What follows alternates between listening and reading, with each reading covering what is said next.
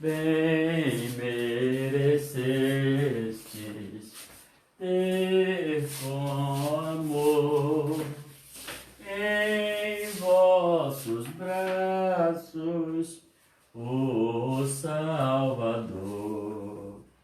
Bem merecestes ter com amor em vossos braços o Salvador. Irmão protetor, sois dos brasileiros que milagres cantam por séculos inteiro. Bem merecestes ter com amor em vossos braços o Salvador. Boa noite para todos que estão do outro lado. Obrigado por estar participando dessa Eucaristia, hoje dia 2/6/2020. Esse mês de São João é o mês do São João, de São Pedro, de São Paulo, um mês de muita festa, mas esse ano, infelizmente, não teremos as festas todas. As intenções da missa de hoje vão pedir pela saúde de Dona Elvira e família, pela saúde de Valneide e família, pela saúde da família Vergene. Elisângela Oliveira pede pela sua saúde e da sua família. Lene Amorim pede pela humanidade e pela saúde de Elisa Cândida da Guarda.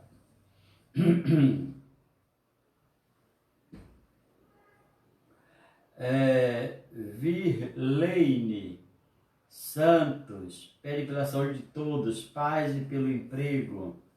Bia Magalhães pede pela saúde para todos nós, amém. Shirley Santana pela saúde de Jorge Luz Damasceno e Isabel Luz Damasceno. Rita Guerra pelo fim dessa pandemia mundial e por todos os profissionais da saúde. Conceição Pinho pede pela saúde de sua família e recuperação de Cláudio, Alain, Roseane e Edinha. Odeníria Bonfim pede pela cirurgia do seu pai Antônio Bonfim, que vai ser amanhã, e por todos os doentes do mundo inteiro. Elza Maria pede orações para todas as famílias do mundo inteiro, em especial as famílias Pascoal, Santana e Garcia Souza. Natalice Garcia, feliz aniversário, que Deus abençoe você, cara de muitos anos de vida. Natalice Garcia, oi. Gelma Pimentel, por todas as famílias, pela saúde mental de todas as pessoas que possam conhecer o verdadeiro Deus. Marlene Chagas, oração para Raimunda Dias Souza e sua família. Lilian, que está aniversariando hoje, parabéns Lilian, saúde e paz. Também para Ana Horácio e toda a comunidade de Santos dos Pedidos. Ana Horácio, minha fumacinha nunca mais eu vi por onde ela anda. Se esconda, viu, criatura? Fique na rua, não. Josiane Maria, hoje, diz ela, oro a Deus que me conceda a cura do corpo, que as dores sejam curadas por toda a minha recuperação. Amém. Marianita Oliveira pede pelo livramento das enfermidades graves e cura da chikungunya, minha esposa, pela sua chikungunya, a da esposa e do filho. Lá todo mundo pegou chikungunya.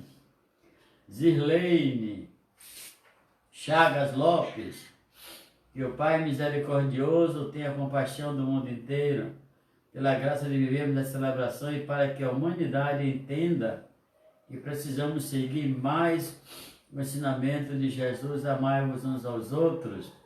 Zirlene Chagas Lopes também pede, manifesta, Senhor, o seu poder, manifesta a sua força neste lugar, o seu grande amor que tudo pode curar. Amém. Ditas intenções, invoquemos ao redor do altar do Senhor e de toda a nossa presença, que Ele possa vir encher a nossa capela com a sua presença, a Santíssima Trindade.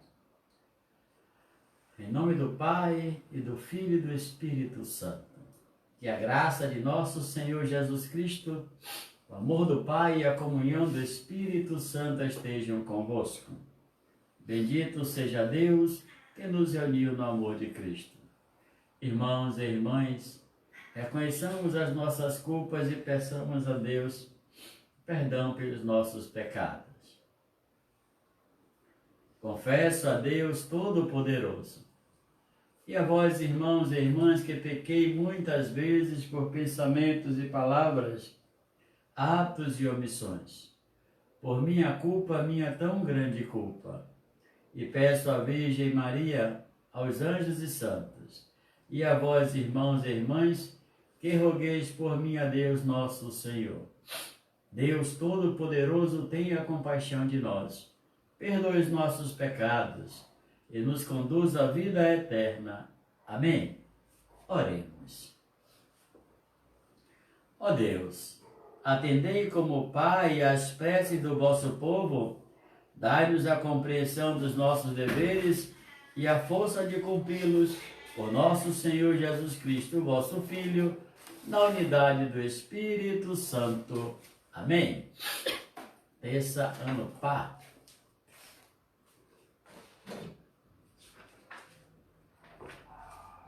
Leitura do primeiro livro de Samuel. Naqueles dias, Ana levantou-se depois de ter comido e bebido em Silo. Ora, o sacerdote Eli estava sentado em sua cadeira, à porta do templo do Senhor. Ana, com o coração cheio de amargura, orou ao Senhor, derramando copiosas lágrimas, e fez a seguinte promessa, dizendo: Senhor Todo-Poderoso, se olhares para a aflição de tua serva, e te lembrares de mim, se não te esqueceres da tua escrava, e lhe deres um filho homem, eu o oferecerei a ti por todos os dias de sua vida, e não passará navalha sobre a sua cabeça. Como ela se demorasse nas preces diante do Senhor, Eli observava o movimento de seus lábios. Ana, porém, apenas murmurava. Os seus lábios se moviam, mas não se podia ouvir palavra alguma. Eli julgou que ela estivesse embriagada, por isso lhe disse: Até quando estarás bêbada? Vai tirar essa bebedeira. Ana, porém, respondeu: Não é isso, meu senhor. Sou apenas uma mulher muito infeliz. Não bebi vinho, nem outra coisa que possa embebedar, mas desafoguei a minha alma na presença do Senhor. Não julgues a tua serva como uma mulher perdida, pois foi pelo excesso da minha dor e da minha aflição que falei até agora. Eli então lhe disse: Vai em paz e que o Deus de Israel te conceda o que lhe pediste. Ela respondeu: Que tua serva encontre graça diante dos teus olhos. E a mulher foi embora, comeu, e o seu semblante não era mais o mesmo. Na manhã seguinte, ela e seu marido levantaram-se muito cedo, e depois de terem adorado ao Senhor, voltaram para sua casa em Ramá. Elcana uniu-se a Ana, sua mulher, e o Senhor lembrou-se dela. Ana concebeu, e no devido tempo deu à luz um filho e chamou-o de Samuel, porque disse ela: Eu o pedi ao Senhor. Palavra do Senhor. Graças a Deus. Salmo responsorial. Meu coração se alegrou em Deus, meu Salvador. Meu coração se alegrou em Deus, meu Salvador. Exulta no Senhor meu coração, e se eleva a minha fronte no meu Deus. Minha boca desafia os meus rivais, porque me alegro com a vossa salvação. Meu coração se alegrou em Deus, meu Salvador. O arco dos fortes foi dobrado, foi quebrado, mas os fracos se vestiram de vigor. Os saciados se empregaram por um pão, mas os pobres e os famintos se fartaram. Muitas vezes deu à luz a quem era estéril, mas a mãe de muitos filhos definhou. Meu coração se alegrou em Deus, meu Salvador. É o Senhor quem dá a morte e dá a vida, faz descer a sepultura e faz voltar. É o Senhor quem faz o pobre e faz o rico, é o Senhor que nos humilha e nos exalta. Meu coração se alegrou em Deus, meu Salvador. O Senhor ergue do pó o homem fraco e do lixo lhe retira o indigente, para fazê-los assentar-se com os nobres, num lugar de muita honra e distinção. Meu coração se alegrou em Deus, meu Salvador. Então, a aclamação do Evangelho. Deus quer falar contigo das coisas tão pequenas, das coisas simples. Deus quer falar comigo das coisas tão pequenas, das coisas simples. Eu quero ouvir tua voz. Preciso estar atento a todo movimento do céu em direção a mim. Fala, Senhor, preciso ouvir tua voz. Eis aqui o teu servo, fala do irmão na palavra, Senhor, e do meu coração. O Senhor esteja convosco, Ele está no meio de nós. Proclamação do Evangelho de Jesus Cristo, segundo Marcos. Glória a vós, Senhor. Estando com seus discípulos em Cafarnaum, Jesus, num dia de sábado, entrou na sinagoga e começou a ensinar. Todos ficavam admirados com o seu ensinamento, pois ensinava como quem tem autoridade, não como os mestres da lei. Estava então na sinagoga um homem possuído por um espírito mau. Ele gritou: que querem de nós, Jesus Nazareno?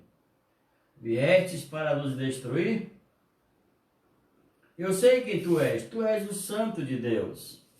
Jesus o intimou: cala-te e sai dele. Então o espírito mau sacudiu o homem com violência, deu um grande grito e saiu. E todos ficaram muito espantados e perguntavam uns aos outros: o que é isto? Um ensinamento novo dado com autoridade? Ele manda até nos espíritos maus e eles obedecem? E a fama de Jesus logo se espalhou por toda parte, em toda a região da Galileia. Palavra da salvação. Glória a vós, Senhor. Meus irmãos e minhas irmãs, ontem nós vimos o drama de Ana, a mulher de Elcana, né? Que, vivendo numa família poligâmica, as outras mulheres puderam dar um filho a ele e ela não tinha conseguido. Hoje tem um momento especial na vida de Ana, que é a confiança na oração, nos fazendo perceber que quando você ora, nada se torna impossível. Ana levanta cedo, sob a pressão de não aguentava mais o desmando, a sua diminuição, tanto jurídica como social, dentro da família. Não consegue mais conviver com essa realidade de mulher estéril, de mulher que não pode dar um filho, uma semente ao seu marido, e recorre a Deus, né? Ele recorre a Deus. Depois de ter comido e bebido em Silo, o sacerdote, né? Eli estava sentado em sua cadeira à porta do templo do Senhor. Eli era o sacerdote de plantão, né? Tem um turno de sacerdote no templo. E ele estava lá, ofereceu o sacrifício, fez suas orações e sentou. À porta do templo ele podia ver toda a imagem do externo. Ora, o que é que acontece? A Ana chega Observe que o autor diz: com o coração cheio de amargura, orou ao Senhor derramando copiosas lágrimas. Coração cheio de amargura e copiosas lágrimas, ela chegou no extremo, no limite. Além do estresse, além das preocupações, além de tudo isso, ela já não está aguentando mais essa dor de não poder dar um filho ao seu marido. Chorou significa desabafou copiosamente na frente do altar do Senhor. E diante desse esvaziamento de toda essa angústia, ela fez uma promessa que os judeus chamam de pacto, né? Fez uma promessa ao Senhor dizendo, sabe que a promessa dela vem em forma de oração, porque a oração é que toca o coração, a oração é que faz Deus se tornar sensível diante das nossas causas, por mais impossíveis que elas sejam. Uma oração verdadeira, uma oração leal, uma oração de convicção própria, que expressa o que está sentindo no momento, é extremamente agradável a Deus. Oração não é para fazer firulas, não é para dizer o que não está sentindo. Oração é concretude. Se está zangado, diga a Deus, eu estou zangado. Se está triste, diga, estou triste. Se está alegre, olha, estou alegre, estou feliz. É isso que Ana faz aqui, nos ensinando, né? Ela não vai atrás de uma outra oração, a não ser a própria vida que é jogada no altar do Senhor. Se olhares para a aflição da tua serva, diz ela falando com Deus, se te lembrar de mim, se não te esqueceres da tua escrava, e lhe deres um filho, homem, eu oferecerei a ti por todos os dias da sua vida, e não passará navalha sobre a sua cabeça. É interessante isso, porque ela pede um filho a Deus, mas que não vai servir para ela. O filho resolverá os problemas pendentes na família dela, mas ao mesmo tempo que ela pede, ela oferece a Deus o filho. Demais. Ainda que não raspará a cabeça, isso é, será alguém consagrado ao Senhor. Por isso, esse voto, lembrando aqui Sansão, né? Esse voto que é feito pela mãe de Samuel, é um voto que ele vai ter que cumprir. Porque aqui desponta a autoridade da mãe sobre o filho antes que o filho venha a nascer. Como ela se desmoronasse, se demorasse nas preces diante do Senhor, ele ia observar o movimento de seus lábios. O sacerdote ali, que estava de olho, né? Ana, porém, apenas murmurava, e seus lábios se moviam, mas não se podia ouvir palavra alguma. Provavelmente, na oração ela entrou em êxtase. Ela murmurava, ela estava tão disposta, tão sensível, tão apaixonada por esse filho que deveria vir, que ela entrou em êxtase. E aí o cara que não viu nenhuma voz, só um murmúrio e nada depois, disse que a mulher está cheia de cachaça. Ela está bêbada. E aí você lembra também, Pentecostes, quando disseram que os apóstolos estavam bêbados porque era 9 horas da manhã. Diante dessa realidade completamente desconcertante, porque o sacerdote está vendo ali de costas murmurando, o sacerdote ali foi completamente infeliz na sua interpretação, dizendo que a mulher precisava, de fato, se curar da embriaguez, né? Porque ele julgou que ela estivesse embriagada. Olha o problema do juízo temerário, sem coerência e sem profunda certeza de que o que está sendo interpretado é verdade ou não. E isso pode gerar muitas complicações. Aqui só tem ele e ela. Agora imagine agora essa num ambiente com muito mais pessoas. Seria um total dano à vida dessa mulher, porque as pessoas iriam acreditar no sacerdote e não nesta mulher chamada Ana, que é uma pessoa simples e quase desconhecida. Ora, ele julgou que ela estivesse embriagada. Por isso lhe disse, até quando estarás bêbada? Vai-te essa bebedeira? Ana, porém, na sua simplicidade, calma, serena, já tinha depositado nas mãos do Senhor a sua questão, a sua dificuldade, já tinha se esvaziado de toda essa angústia e tristeza, o seu psicológico estava mais abalado, ela está tranquila. Então, com toda a educação e serenidade, ela responde: não é isso, meu Senhor. Sou apenas uma mulher muito infeliz. A condição de Ana é uma condição de uma mulher infeliz, por não ter dado um filho, por não ser respeitada, por ter a sua dignidade diminuída na família. Então, é muita infelicidade numa pessoa só. E ela veio encontrar respostas, de fato, no altar do Senhor, pedindo a Deus que acolhesse a sua súplica.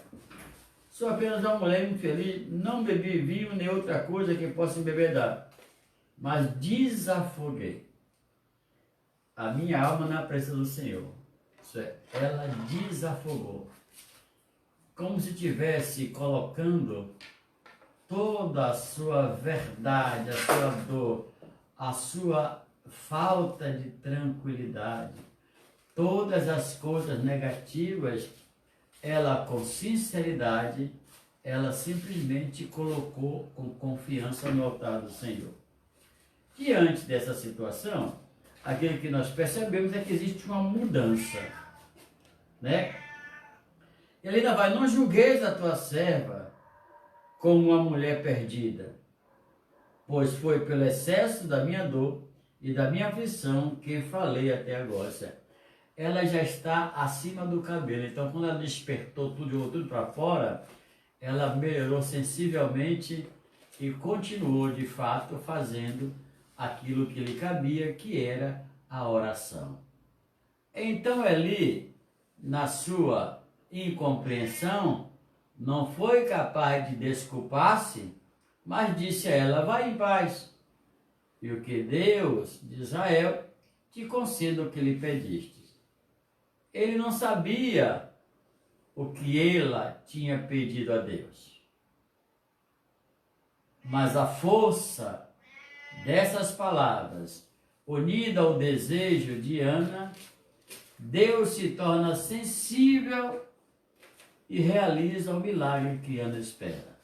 E o autor narra esse milagre na seguinte forma: na manhã seguinte, ela e seu marido levantaram-se muito cedo, depois de terem adorado o Senhor, voltaram para sua casa em Ramá.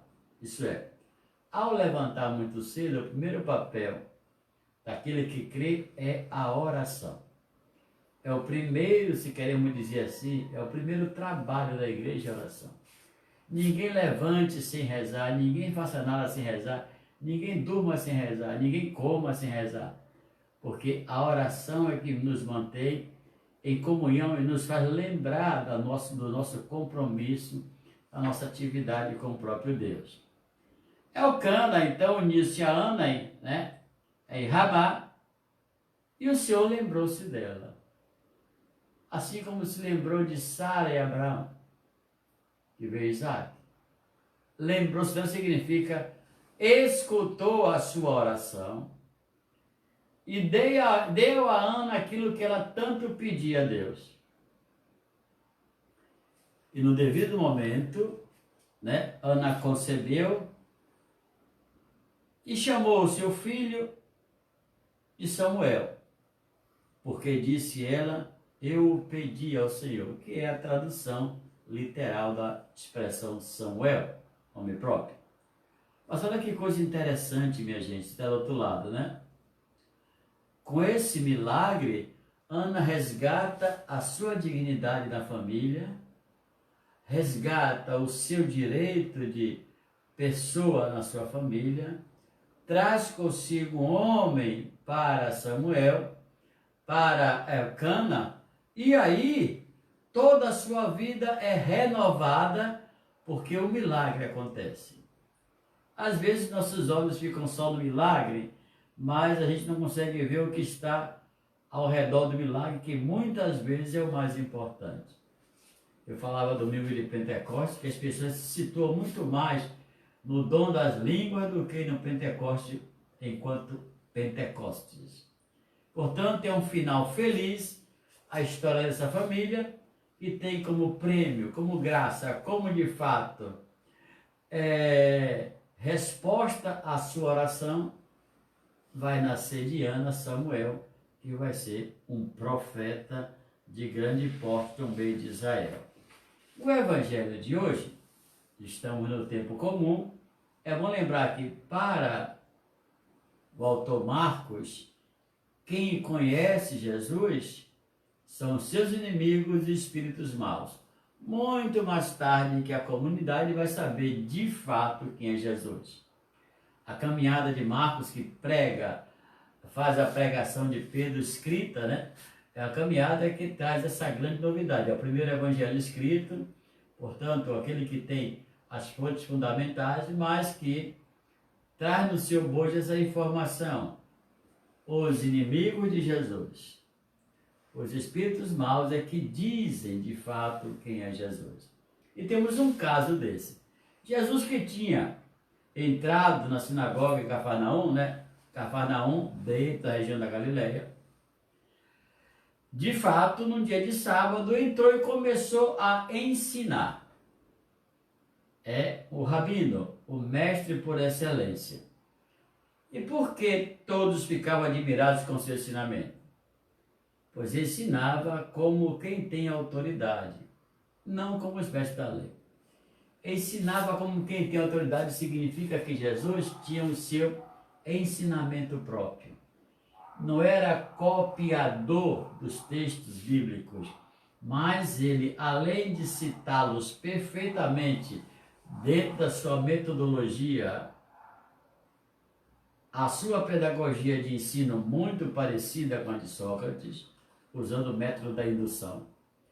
Além disso, ele os interpretava, todos esses textos, de maneira tão moderna, tão ativa, tão de fato diferenciada, que as pessoas se encantavam com o que ele dizia. Mas, na verdade, eram as mesmas escrituras. Só que Jesus, com seu ensinamento próprio, partindo da sua experiência com Deus, ensinava o que vivia e interpretava as antigas leis de uma maneira tão brilhante que as pessoas perguntaram: vem cá, gente, quem é esse daí? Com que autoridade ele fala essas coisas? Porque lá no fundo Jesus falava as coisas que aprendeu com Deus. A sua experiência com Deus é que é a riqueza do seu ensinamento.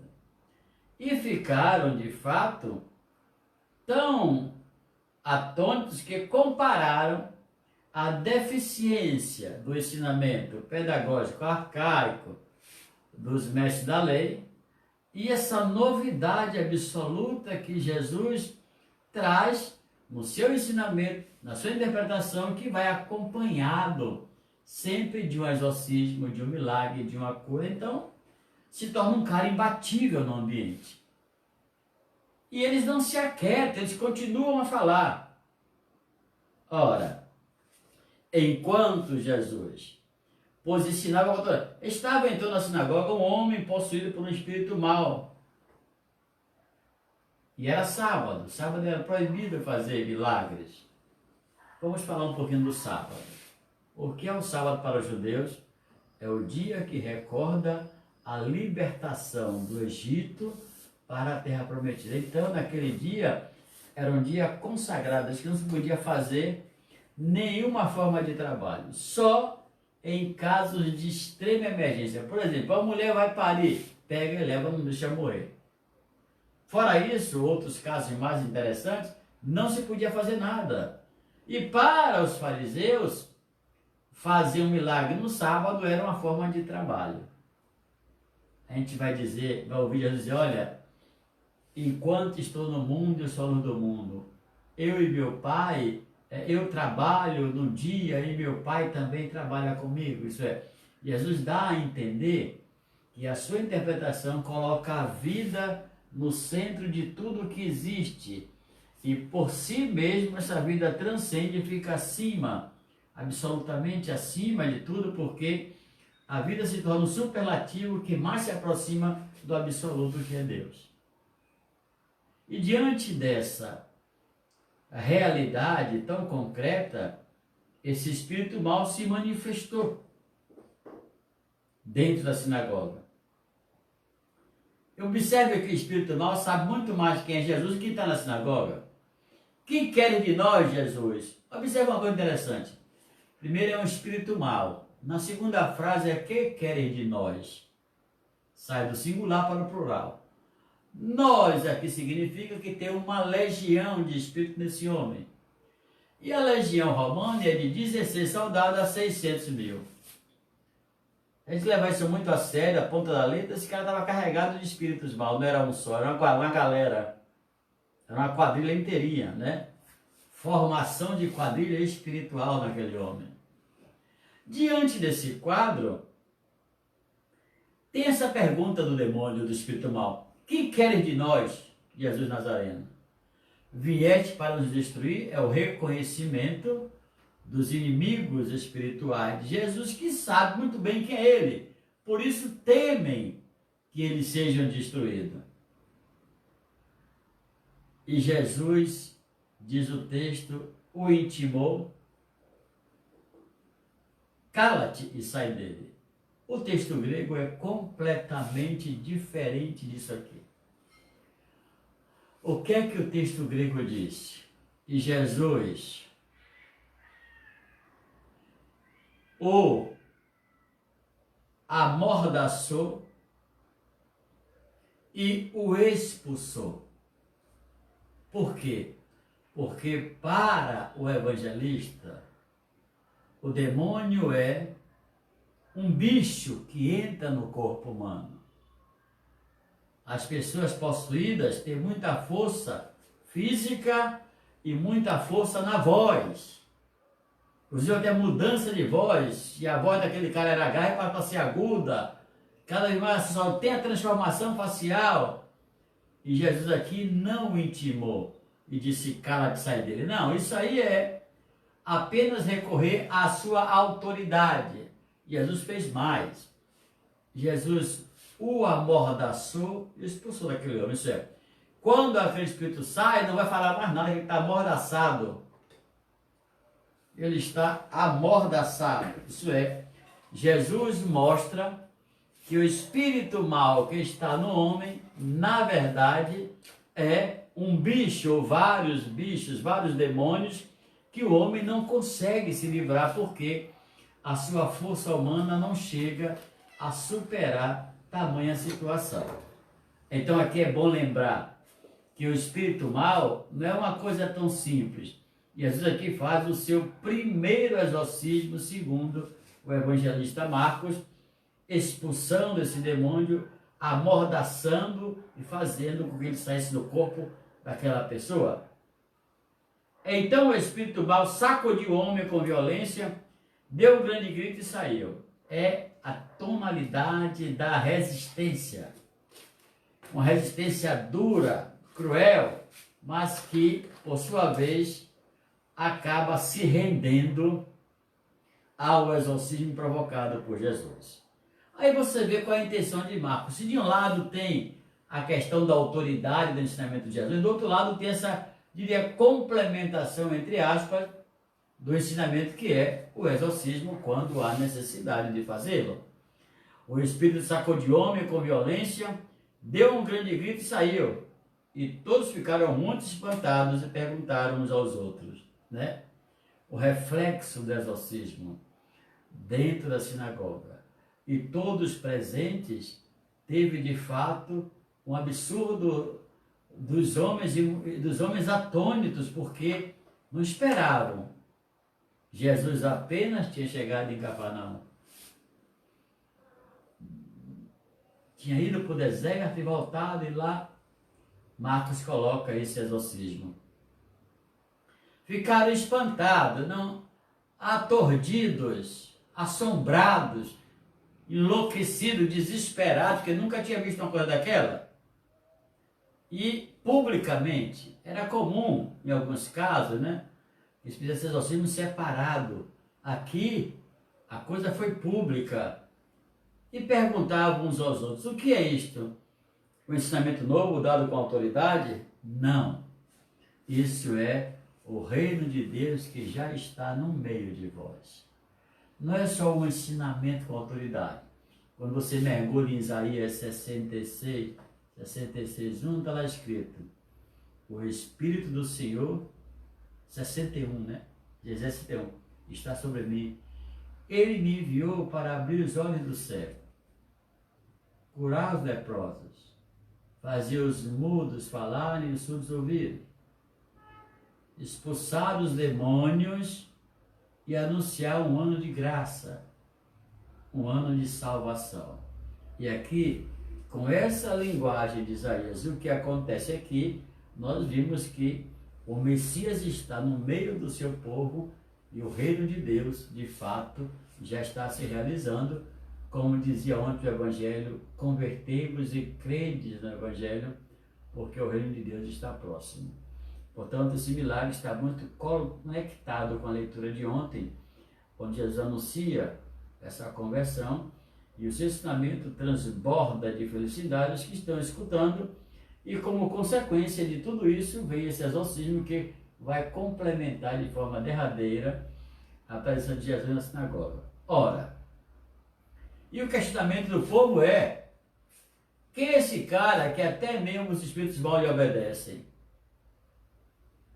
Lucas provoca esse diálogo para deixar o seguinte, que só Jesus pode de fato fazer aquilo que nenhum homem pode fazer.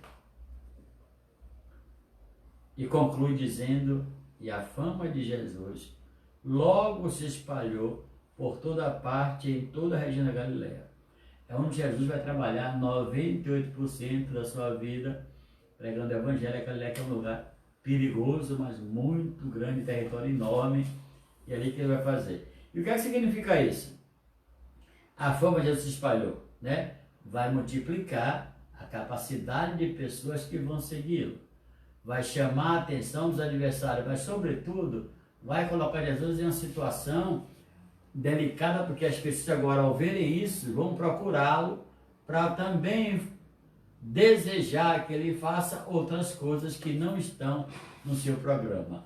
O programa de Jesus é pregar o Evangelho do Reino para salvar os homens, não é para fazer milagre. Milagre é algo que acontece em cada momento e segundo, de fato, a necessidade daquele ambiente. Jesus age pelo Espírito dado por Deus. Portanto, a leitura de hoje nos leva a perceber a grandeza desse ensinamento e como é necessário que a gente aprenda a atualizar as Escrituras, trazer novas interpretações, trazer novas informações, sempre atualizado, fazer com que a Escritura se torne cada vez mais viva, não maquiada com aquelas interpretações antigas, redutivas, né? Mas uma coisa ampla, nova, que faça revestir de cada um de nós essa novidade e que o Espírito nos ajude a compreender o que está atrás das palavras. Porque todo texto tem um contexto, um pretexto e depois o texto. Por isso que a Escritura Sagrada é um dos livros mais difíceis de ser interpretado. Você tem uma noção, você que me escuta agora? Um texto da Escritura Sagrada, qualquer que seja ele, você pode interpretar de 70 maneiras diferentes. Isso como? Para você chegar a esse nível, você tem que conhecer hebraico, grego, latim, aramaico, e em alguns casos também caldeu. Então não é uma coisa para qualquer um. Desculpa aqui a modéstia, né? Não é uma coisa para qualquer um. E o que a gente tem mais na igreja são interpretações mais simples, aquelas mais complexas, que ficam determinadas ali ao pessoal da ciência teológica, das ciências bíblicas, aqueles que estão mais à frente, que são os peritos. Nós apenas estamos aqui no nosso mundo mais, né, mais simples, diremos assim. Então agradecemos a Deus hoje pela nossa Eucaristia, por essa terça-feira, e vamos pedir ao Senhor que nos ajude, que nos mande o Espírito de sabedoria e discernimento para cada vez mais sejamos amigos da Escritura Sagrada, né? Sejamos bons intérpretes, sem distorcer, ou sem querer aparecer, mas interpretar como Jesus interpretou. Atualizada, interpretar a Escritura no Espírito de Deus, não na minha conveniência própria. Porque é o Espírito que vai me ajudar a interpretar, a descobrir o que a Escritura esconde, é Ele que revela. Então, no mundo moderno é muito fácil distorcer a Escritura, cada um diz uma coisa, é pedrada para cá, é pedrada para lá, é muro que cai do outro lado. Mas, na verdade, quando você vai para a ciência bíblica, método, pedagogia, didática, você vê que tem muita coisa fora do lugar. Em todas as igrejas. Ofereçamos a Deus o pão e o vinho. Peçamos ao Senhor que nos ajude, que nos dê a graça e santifique a nossa vida com a sua palavra. Sabe, Senhor, o que temos é tão pouco para dar, mas este pouco nós queremos com os irmãos compartilhar. Queremos nesta hora, diante dos irmãos, comprometer a vida, buscando a união. Sabe, Senhor, o que temos é tão pouco para dar, mas este pouco nós queremos com os irmãos compartilhar. Sabemos que é difícil os bens compartilhar, mas com a tua graça, Senhor, queremos dar. Sabe, Senhor, o que temos é tão pouco para dar, mas este pouco nós queremos com os irmãos compartilhar.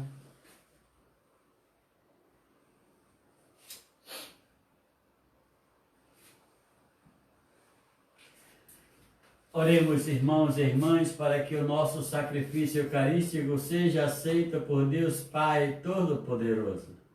Receba, ó Senhor, por tuas mãos este sacrifício, para a glória do seu nome e para o nosso bem de toda a Santa Igreja.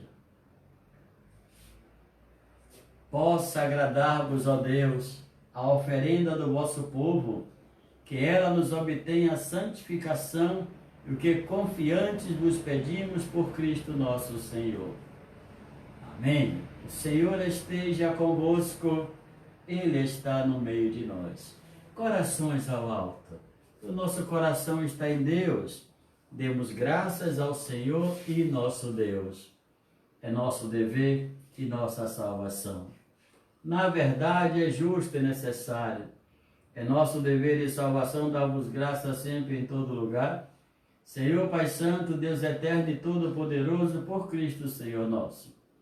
Compadecendo-se da fraqueza humana, Ele nasceu da Virgem Maria, morrendo no lenho da cruz, Ele nos libertou da morte. Ressuscitando dos mortos, Ele nos garantiu a vida eterna. Por Ele, os anjos celebram vossa grandeza. E os santos proclamam vossa glória.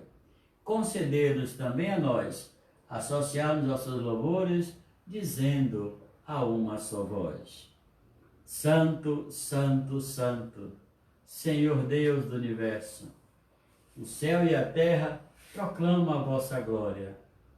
Hosana nas alturas, bendito que vem em nome do Senhor, hosana nas alturas.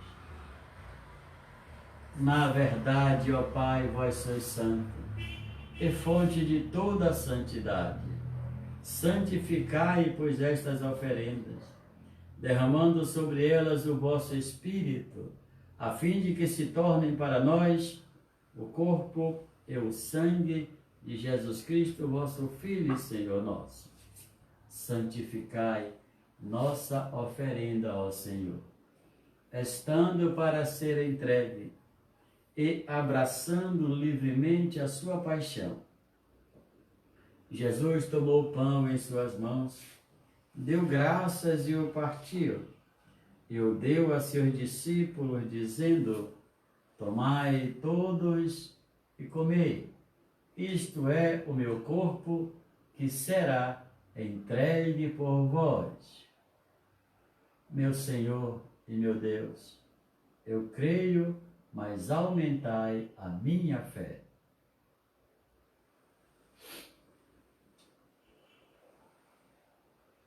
Do mesmo modo, ao fim da ceia, Jesus tomou o cálice em suas mãos, deu graças novamente e o deu a seus discípulos, dizendo: tomai todos e bebei, este é o cálice do meu sangue, o sangue da nova e eterna aliança, que será derramado por vós e por todos para a remissão dos pecados. Fazei isto em memória de mim. Meu Senhor e meu Deus, eu creio, mas aumentai a minha fé.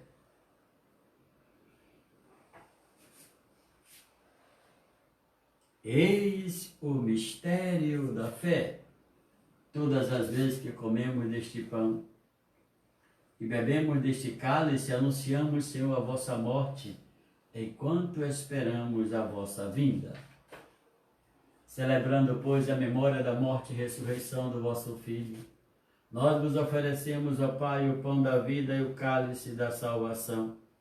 E vos agradecemos porque nos tornaste dignos de estar aqui na vossa presença e vos servir.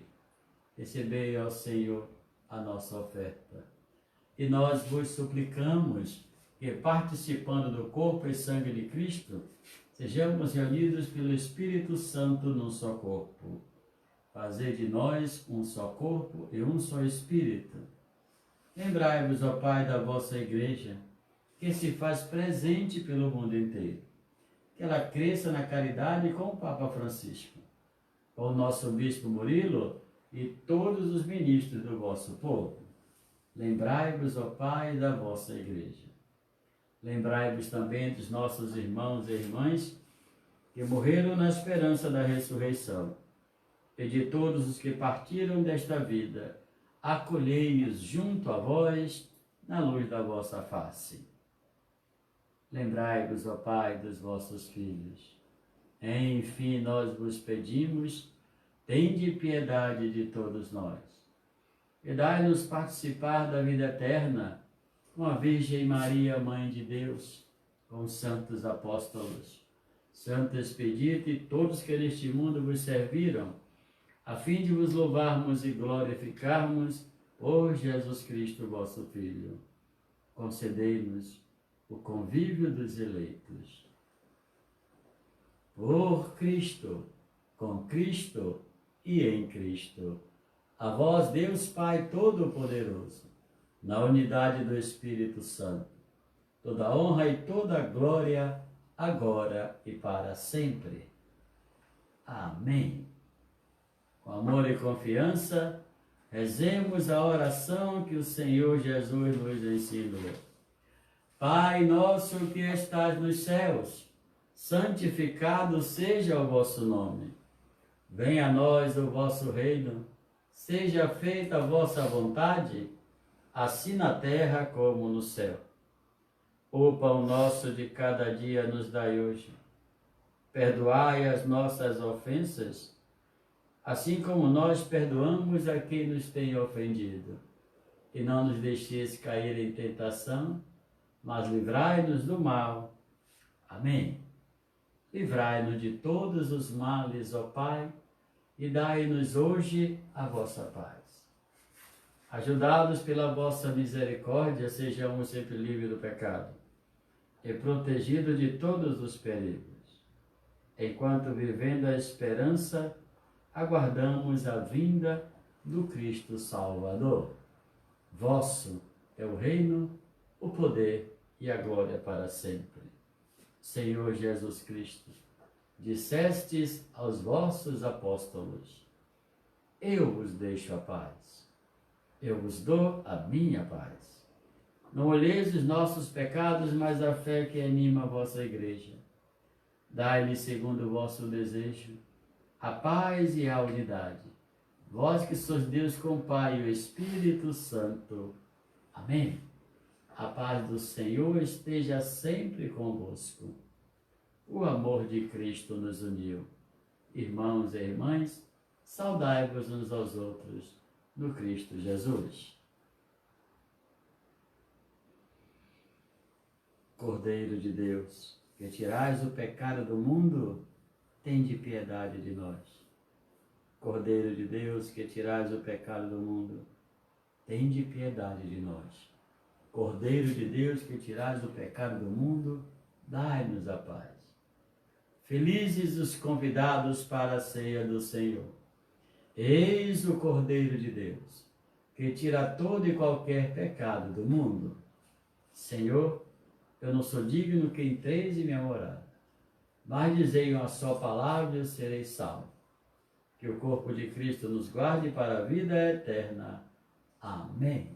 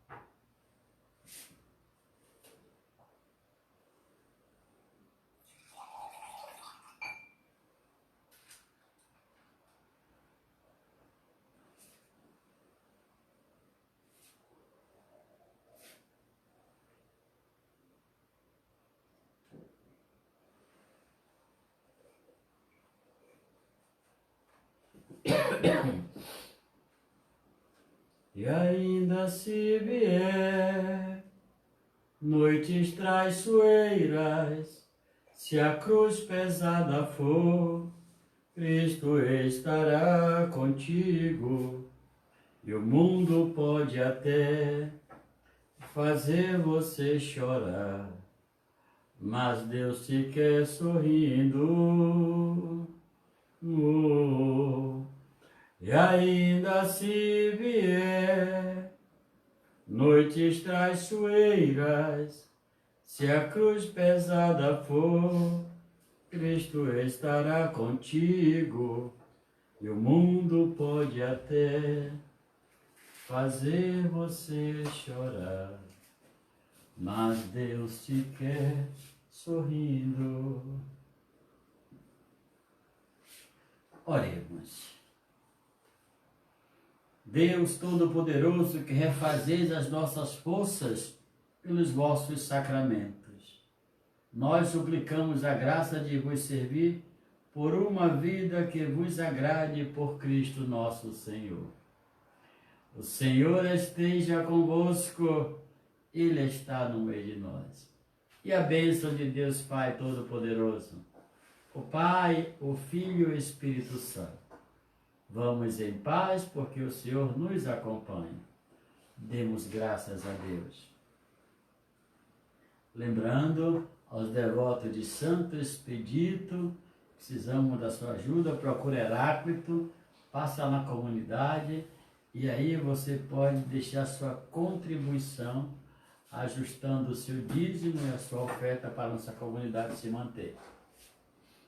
E também lembrando as pessoas que ainda podem nos ajudar com alimento, estamos de braços abertos esperando a sua doação.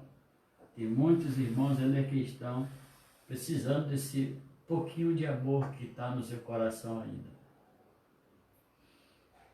Lembrando também lá no meu canal do YouTube, Emanuel Wegner, bate lá o sino e nos ajude a conseguir 1000 assinaturas.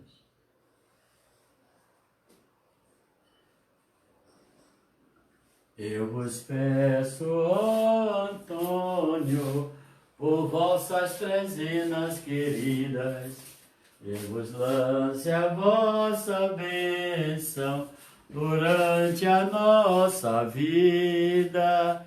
Rogai por nós, ó Antônio, lá no céu,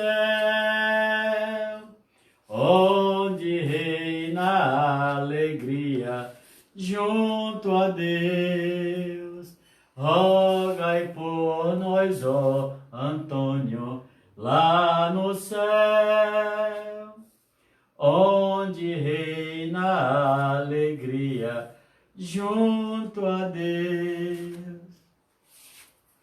Fica com Deus. Amanhã no mesmo horário. Deus abençoe a todos. Fique em paz.